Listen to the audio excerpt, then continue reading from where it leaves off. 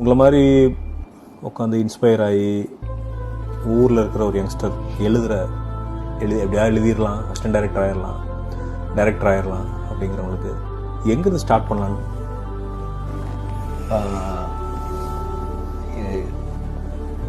$1,000,000 question வைங்களேன். அப்போ அதுல கேட்ட கேள்விக்கு லோகேஷ் கனகராஜ் ஸ்டூடெண்ட்ஸ் மீட்ல சூப்பரா சொல்லியிருப்பாரு. முடிவு பண்ணி ஒரு ஷார்ட் ஃபிலிம் எடுக்கணும்னு முடிவு பண்ணி ஒரு கேமரா எடுத்துட்டு அதுக்கான டெக்னீஷியன்ஸை ஹையர் பண்ணி நம்ம கூட்டிட்டு போய் அந்த படத்தை கம்ப்ளீட் பண்ணிட்டாலே யூ கைஸ் ஆர் டைரக்டர்ஸ். எப்படி நீங்க ஃபேமிலியா போய் பாத்தீங்களா? அப்படியா? பாத்தீங்களா, இது உங்களோட ஸ்ட்ரென்த் இல்ல. ஃபேமிலியா ரொம்ப நாள் ஆச்சு போய் படம் பார்த்தேன் அப்படின்னு சொல்றாங்க. ரொம்ப நன்றிக்கா. எத்தனை பேருக்கு இப்படி போய் நேரில் எனக்கு தேங்க்ஸ் பண்ண முடியும் தெரியல.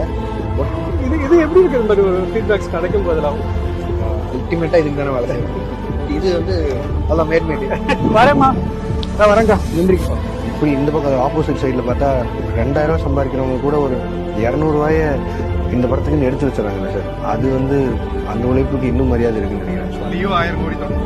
ஏன்னா எல்லாம் இந்திய அளவில் பேச முடியாது. அதான் 1000 கோடி வரைக்கும் பிசினஸ் பண்ணக்கூடிய டேபிள் டாப்பிங் சொல்றாங்க. நீங்க அதில் ஒரு பங்கா இருக்கீங்க. அதை எப்படி எதிர்பார்க்குறீங்க? ஏன்னா மார்க்கெட் வந்து எனக்கு அந்த 1000 கோடி விட இந்த 150 ரூபா ரொம்ப முக்கியம். ஸோ அதனால அது நியாயமா இருக்கேன். 1000 கோடி எல்லாம் தெரியும்.